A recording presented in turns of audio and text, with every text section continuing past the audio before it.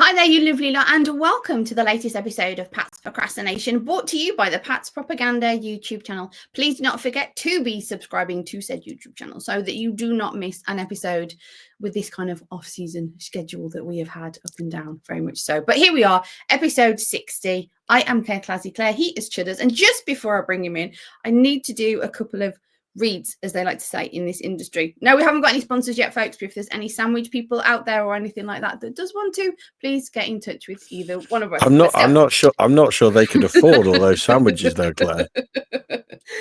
Oh, this is true. I still have to buy my own sandwiches. But anyway, I wanted to quickly mention, because I failed to last week, and I apologise, that A Claire Perspective is still on a mini sabbatical, but we'll be back. So for the people that have asking me if we will be back, we will be back. I had some technical problems. I've had multiple technical problems.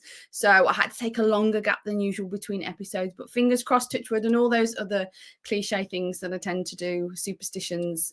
ACP should be back soon. So as they say, please keep your eyes on the socials to ensure. But if you are subscribing on the podcasty type things that you use, Apple, Spotify, and all the other ones that are available, it should still pop back up after the slight delay. So fingers crossed and everything, but you know where I am on Twitter, so please keep your eyes on that. Now, I also failed to mention last week that I was on Huddle UK podcast that covers around the NFL, that is a UK-based thing, and I represented the Patriots Nation. I was very proud to, when they did their AFC East section. So if you aren't partaking in Huddle UK podcast, you may want to check out on my socials again the link that I did a little bit about the Patriots. He talked to a Bills, Jets, Finns, and then myself. So if you're interested in that, that's around on Huddle UK. They have a YouTube channel as well as a podcast feed, as far as I am aware. But again, socials, as they say.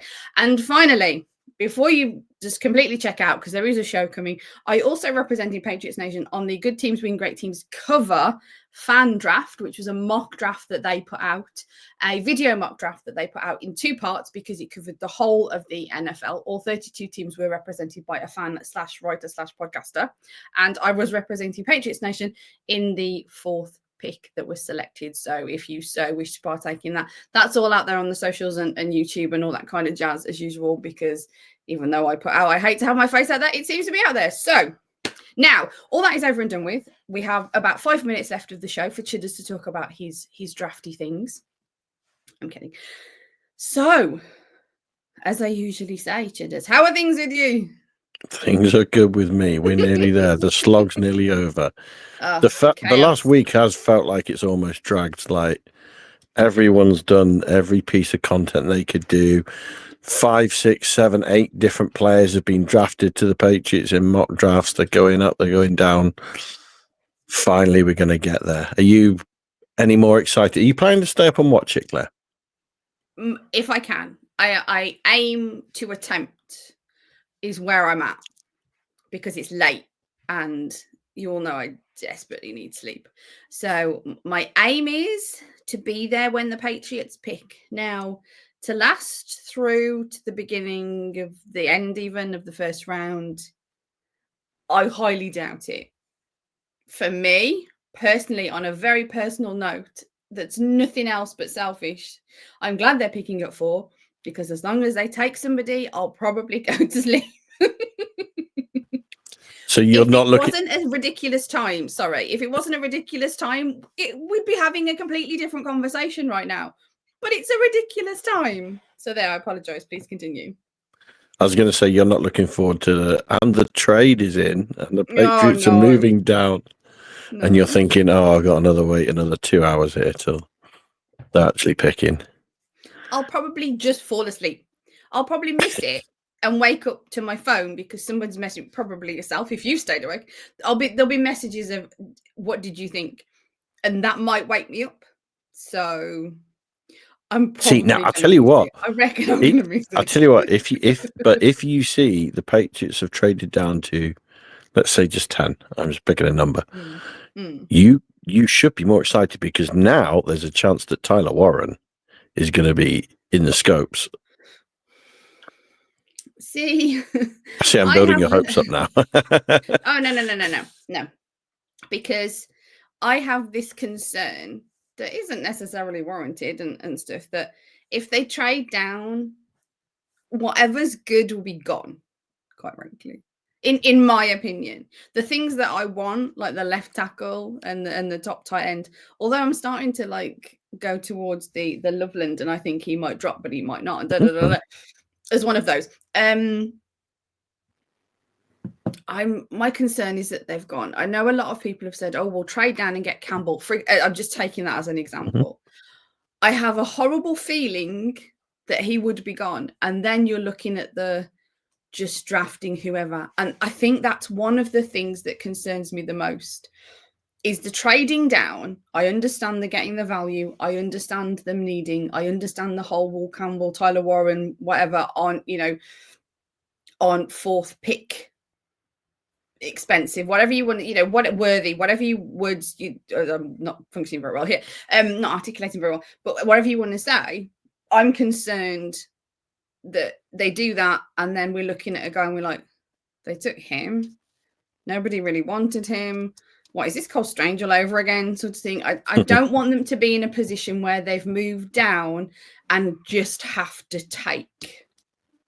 There isn't a top load of talent, as we know, as we keep talking about. Thus why a lot of shows are very similar, because we know the blue chippers, as they say, aren't there. And I do want to talk about Daniel Jeremiah's top 10, actually, if we have time, because I found that interesting. I'm just concerned about the mehness of what happens when you trade down. Now, a lot of people will say, oh no, they'll trade down and they'll get XYZ guy and he's really, really good and things like that. I'm not untrue, not saying that that's untrue whatsoever. Just my concern is we're sitting here after the draft and it's like, oh, they traded down. Yeah, they got, feels a bit, personally, lots of people are looking at the screen. Well, probably not lots, going, oh my gosh, she doesn't know what she's talking about. That's fine. But that's what I'm concerned about right now. No, I think that's a valid concern. I'm similar. If the Pats go back even to 7-8, something like that, I'd have that big worry that another team is going to take the player that you really want. Now, you could argue, is there anyone you're really in love with that you have to take? And you're going to be getting, you might have a pool of 2, 3, 4 players around then that you're kind of happy to be taking at that value. Yeah. But like you say, are you addressing a position that you're getting a good player, but is that really a preference? Like you say, I'd rather they almost just stay put and took what they could. Took Campbell. The likelihood is Campbell, I think. One of the blue chippers, obviously, if they're there. Yeah, let's do that. So the question that I was going to pose to Chudders, folks, because I've missed doing ACP, so I'm not used to not having people to ask questions. Because it's a general consensus now, and it could be probably wrong, but following the last few sort of draft shows that we've done, we know how into Hunter and Carter you are. There was that beacon of one of them may drop because so-and-so taking, I know, we went through the stage of, this is it, we've gone through these episodes, these stages of emotionalness up and down this roller coaster over this last draft. And when I say we, I actually mean Patriots Nation, not just you and I. But we did the whole Mike Dussault of Patriots.com, the absolutely wonderful Deuce, did his mock draft ages ago with Ashton Genty going at 4. And a lot of Patriots Nation lost their minds, and now a lot of Patriots Nation are coming round. So it's very significant, the differences that we've had. At the moment, we're sitting at probably Will Campbell at 4. I know he wasn't your choice a while ago. I know you wanted Hunter or Carter to drop. Weren't sure that they dropped, then thought that they would drop. Now I don't think that they'll drop again. So just doing it if buts, candy and nuts. That's the case. Chudders, are you emotionally prepared for it to be Will Campbell to the Patriots in the 2025 NFL draft at number 4? Yes, I am. Wow. I'm emotionally prepared for it. I'm also, I also kind of hope that's the pick. Now, that said, if Hunter or Carter are there, that's more of what I would like. But I'm to use your terminology, I'm more emotionally prepared that neither of those are going to be available. Asked me 6 weeks ago, and I would have been banging the table. God, we're going to get Travis Hunter because Sanders and Cam Ward are going to go in the top two. So we're going to get Hunter. This is going to be amazing. Now I'm emotionally prepared that neither of those are going to be available, and so I am very much hopeful that the Pats are then going to take Will Campbell and have a left tackle on their roster for the first time in a few years, is what it's going to feel like, with also the prospect that this is a left tackle they're going to have on their roster for 5-10 years, potentially. This could be a long-term solution. He's not a blue chipper, but he's the top, in my opinion, he's the top left tackle in this draft, prospect-wise. There's potentially others with higher ceilings. There's definitely some with lower floors, though. I think he's possibly up there with the highest floor, maybe, at the position. And so I'm hoping that the Patriots solve it. If they get to 4 and Carter Hunter are gone and they take someone else, that's where I'm going to be a bit worried, I think. So I'm almost... I'm not emotionally prepared for them not to take him, if that is making grammatical sense. Yeah, no, I understand that one. Yeah. What's your view, Claire? The same. And I know that you talk about Tyler Warren a lot because, yes, he's one of the top tight ends. And yes, I want a really good tight end. It's I've made no secret. And yes, I'm so with Tom Curran on this one. Love you, TC. But if they don't take Will Campbell, who's the starting left tackle? What are we doing? And I know now there'll be people screaming at the screen, shouting at the screen about Membu, the right tackle, possibly switching to a left tackle. The other thing is if he'll be available is one point. If you've taken X player at 4, you'd have to trade back in probably to get Membu because, as I mentioned, Daniel Jeremiah, Move the Sticks guy, had got him on his list at 9. That was just his top 10. Not that he's going to be picked at 9. He was his 9th player in the top 10. So he's obviously going to go high. So then we're trading back in to get a right tackle that we need to move to left tackle. Yes, I am still having a Corafor throwback nightmares of trying to make a right tackle a left tackle and it not really working. That concerns me as well. Nothing against the guy and his skill set. That just concerns me that you have to do that. You're so bad at left tackle that you have to try and get a right tackle to be a left tackle. Are we saying that there's absolutely no left tackles at all, so we can only move a right tackle? So that does concern me. And I've really forgotten where I was going with this. But yes, no, I remember. So if they don't take Campbell at 4, it is the concern of, well, what are we going to be doing at the left tackle? Which is why I'm not banging the table for Tyler Warren at 4. As much as he's a great tight end and I would love to see him as a Patriot, it isn't that.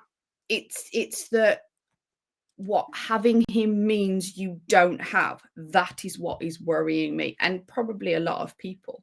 The fact that we're in lockstep on this is mildly disconcerting this early on a Tuesday morning because we don't often agree on situations like this. Yeah, no, I think if the Pats just remember, he's probably the other one that the Pats could decide to go to for tackle if they really do have concerns over Will Campbell's length and they think that Membu is going to project to be a better tackle in the league. Then they could go that way. I'd be surprised if they do. Not overly surprised, but I think they're going to go Campbell.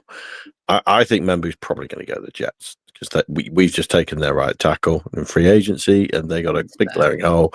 Membu sat there. He's not likely to go ahead of them. I think that's a good fit for them. So I don't think there's any opportunity that you can go down too far without missing out on him. And I don't think there's any chance you could trade back in, for example, to get him should you take someone else at 4. tackle has been such a problem for the Pats now the past few years. You feel like the only thing that really should stop them taking a tackle in the first round is a blue chipper. There's enough talent in Membu, in Campbell.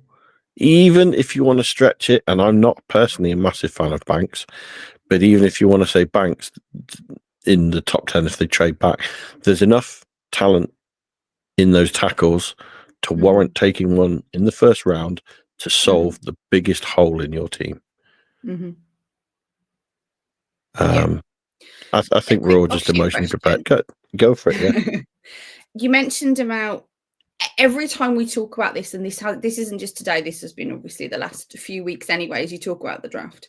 And most Patriots people will say that at 4, it's with the asterisks of Hunter and Carter not being available. That's generally a lot of people. Not everybody. Granted, I'm not sort of tarnishing everyone with the same brush. Just generally speaking, that's how it is. And I don't think I've asked you this question, probably because it's a little bit far-fetched, really. If they're sitting at 4 and Hunter and Carter are still there, as in, I have no idea what happened Both of them in the top 3. Yes. It's crazy, folks, but Tuesday morning, there's only so many things. If both of them are sitting there, Chudders, and you're putting in the ticket, you're giving in that little yellow piece of sticky paper, what would you be doing with that? I would be tripping over and falling from sprinting so fast that my very large body can't put up with to take Travis Hunter. Okay.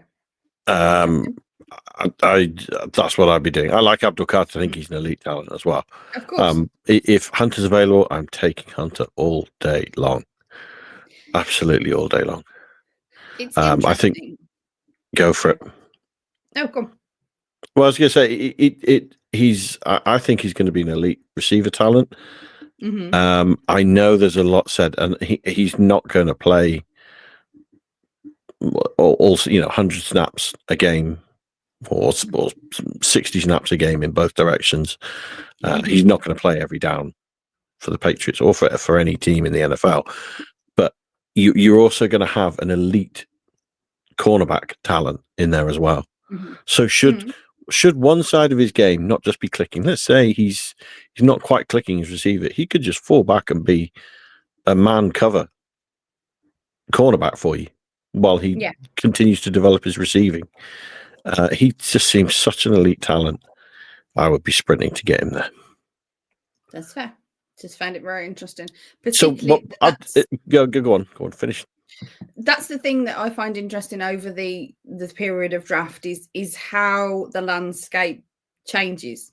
How these players don't actually change because they finish like playing sort of thing, but how it alters. Because if we were to rewind time to about a month ago, I want to say, a lot of people had Abdul Carter as their number 1 and him going number 1 as well. But then obviously Tennessee have had Cam Ward in quite significantly to push the narrative in regards to that. So, however, now, as I mentioned, aforementioned Daniel Jeremiah's moved the sticks top 10.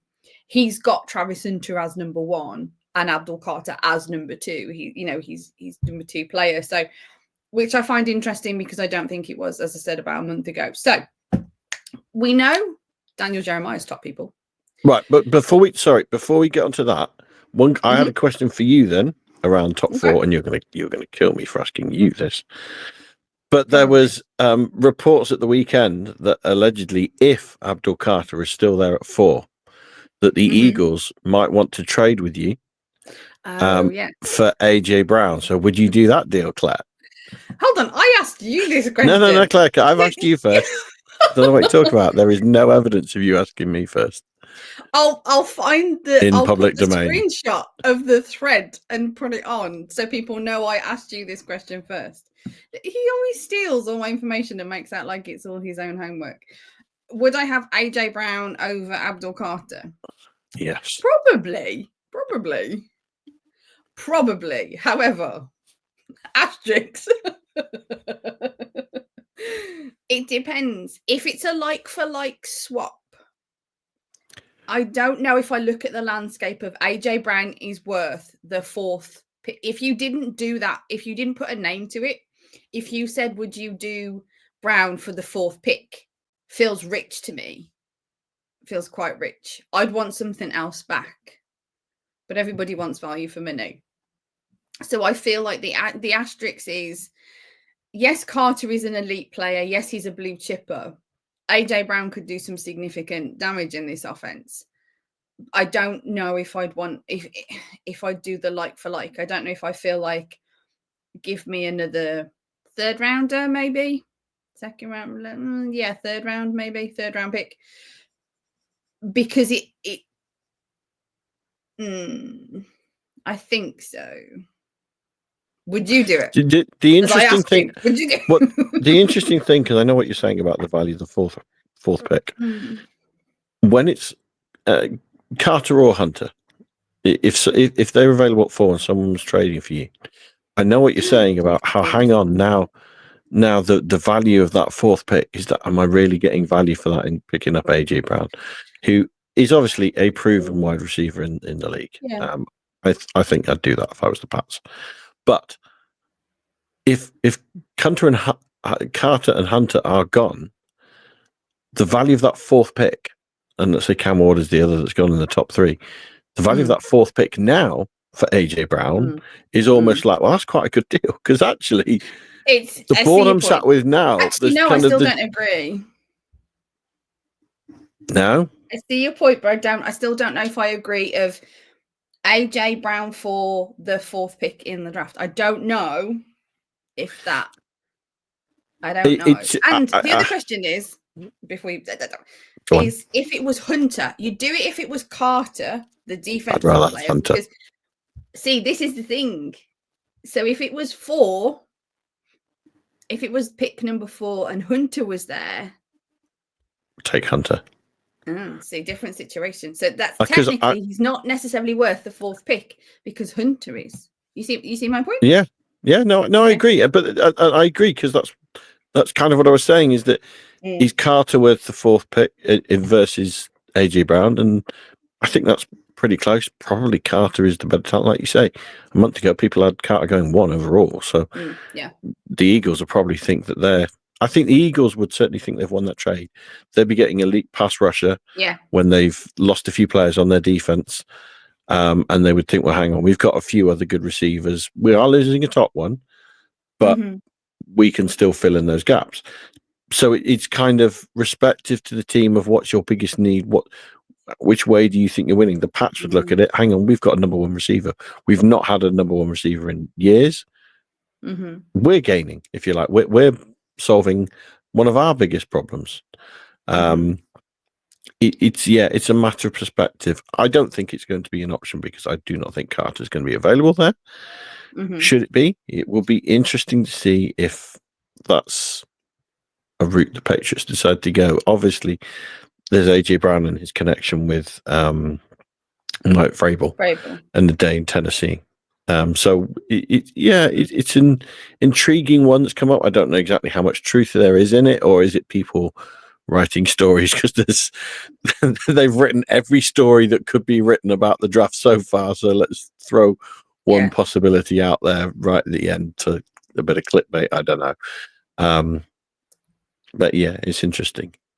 So I'll ask you one other draft first round question, and then you can do. I'll say, because we're running out of time anyway. Yeah, go on. Do you think the Pats will trade up back into the first round, pick up 4, or maybe drop down a little bit? Do you think they'll pick more than once in the first round? Ooh, that's an interesting one. Because then I think there's a strong chance they try to. I'm not saying they're going to be able to achieve it. Yeah. And it possibly also depends how that 4th pick goes. Because let's just say Carter's available and they decide to take Carter or Hunter, but they don't take that tackle. will they then be looking at the board and thinking, hang on, now, right, let's get back up into late 20s because there's a tackle there, I don't know, Josh Connolly or Simmons, someone like that, right, we need to go and get that now, and we come back in and we do it that way. If it went the other way and they take Campbell at 4, who, and I'm not necessarily saying you need to answer this, but who are they going to come back up to take then? Are they going to maybe Golden, or is there a receiver? Is there another talent, another position, a pass rusher that they're going to think we need to come back up and do that? If they take Campbell at 4, or actually no, let me preface it this way because it's a little bit less specific, because that's very specific. And again, this is the asterisk of Hunter and Carter on there. Or no, even if they take one of those at 4, for me, my ideal perfect first round Patriots draft is they get Campbell and another really good talent. Like either they get Hunter at 4, trade back in and get Campbell, or they pick up Campbell at 4 and trade back in and get Loveland. If we're looking at something like that, quite a rich first round, very excited. The level of enthusiasm on the post-draft show will be really high. People will need to, like, when you turn up the speeds, so you like play it on 1 1/4 or 1 1/2 because things are a bit too slow. You'll need to be doing it minus, folks, to make sure that you can understand me, because when I get excited, I talk really, really quickly, and the more excited I get, the more quickly I talk, as you might have noticed on some shows anyway. So you may have to minus down to catch exactly what I'm saying. I think if you haven't taken Campbell with your first pick, and say taking Carter or Hunter, you're going to have to pay a lot to get back up, because you're going to have to get up high in the draft to take Campbell then. I think, even if he fell, you're going to need to probably get in the top 15, I think, to get Campbell. That's if he fell.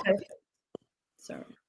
I think my perfect is, with the asterisks of Hunter and Carter on there, is Campbell at 4, and then a trade back in one of those 2 tight ends. I'm not saying it's feasible before anybody goes,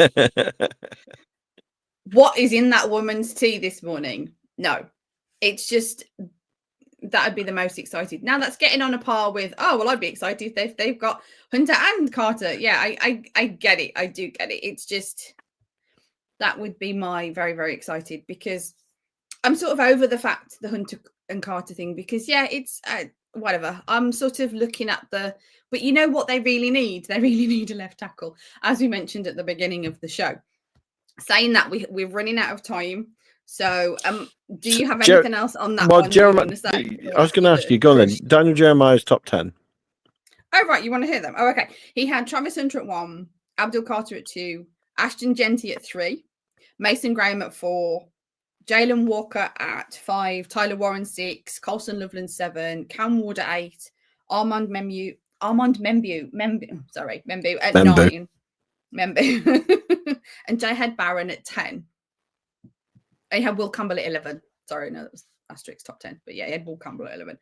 Now, again, folks, just in case you haven't caught what I said before, that's his top 11 players, not where he believes that they will go. So yeah, I found that interesting. So on that, because we're running out of time, and I don't think I've asked anybody this season, because of the sabbatical that ACP took just before the draft, really. Who, Chudders, is your draft crush? You'll tell me off because you'll say I would have told you. Travis Hunter is the honest answer, but I'm already sold that he's not going to be a Patriot, because he's going to be gone before 4. So let me just preface this: a draft crush isn't who you want the Patriots to take, who you think the Patriots will take. Your draft crush is that guy in this draft that you just really like. He may not be a top guy. He may not be necessarily the position of need for your team. None of that matters. It's all completely irrelevant. Now, I know you need to get on board with me here because I know this is very foreign for you. It's emotionally who you are set on. They probably aren't coming to your team because that's the way that it works, because it's usually a position of non-need. Who is that? Just that one kid in this draft that you're just really good and you just enjoyed watching or in researching or whatever. It doesn't have to be logical. Yeah. In fact, it shouldn't be. Hunter is the number one person I'd love to see on the Patriots. That's fair. But I know that's. Excuse me. I know that's unlikely. Of those that are left and realistic, of the names that I think the Patriots could pick up maybe day 2, Jack Beck. I'd quite like to see him. I think he could solve a problem on receiving. He's a tough guy. He could take a lot of hits. I think he could be a volume passer for Drake May. I think that could that'd be a good fit. So I'm going to go that for my realistic one. Okay. I think we talked about yours last week. Yeah, we did. But I'm right in saying that you're not going Mason Taylor. He's in your top 3, but you're going for and now I have forgotten his name, so you're going to have to say. Oh, Luke Leitchie. Luke Leitchie, that's it, Iowa. Yeah, I enjoyed watching him. See, this is my point. Again, you missed my point. It's not feasible. It doesn't have to be. He's very feasible to take. Yeah, exactly. They don't have to be going to the Patriots. They don't necessarily even have to be good. It's when you look at this draft, what kid has you crushing? Again, you did it logically because you said the non-feasible and the feasible, and you're just missing the point completely because you're just void of emotion. The motherboard just doesn't. I was going to have one question for you around Luke Leitchie. Does it still count as a draft crush if they sign him as an undrafted free agent? Well, yeah, because it's just the time of year. Draft as in the time of year crush. Your crush of this time of year. Because you can have a free agency crush if you want to. So it's just what kid and on that, folks, because we're running out of time and he's got a really important meeting to get to. We are going to wrap up this pre-draft chaos part 2. Or the countdown to the draft, much more normal. We will be back, folks, following the draft, the exact date and time to be confirmed. Keep your eyes on the socials, as they always say. Do you have any last parting words to us before we move past this chaos into the new era? I'm excited for the first 2 days. I think the Patriots are going to, as much as the talent, I'm interested to see the approach they take this year. I don't know who was, was it Jared Mayo or was it Elliot Wolf that was driving the draft strategy last year, trading down when they could have got McConkey but deciding to take 2 receivers. Are they going to try that similar double dipping at certain positions? I think you could easily do it at tackle this year because they probably need 2 tackles. But are they going to? What strategy are they going to take? How much are they going to move around the board? I'm interested to see. Very good. So that is it, folks, for episode 60 of Pat's Procrastination, brought to you by the Pat's Propaganda YouTube channel. Please do not forget to be going over there and checking the prop shop for all those exclusive t-shirt designs. So, folks, that is it from him, from me, from this pre-draft special, maybe. Yeah, that's it for the draft now. We will be back post-draft, the new era, the new dynasty, who the Patriots have got. You'll have it here. So tune in next time, folks. And as always, go Pats. LFG.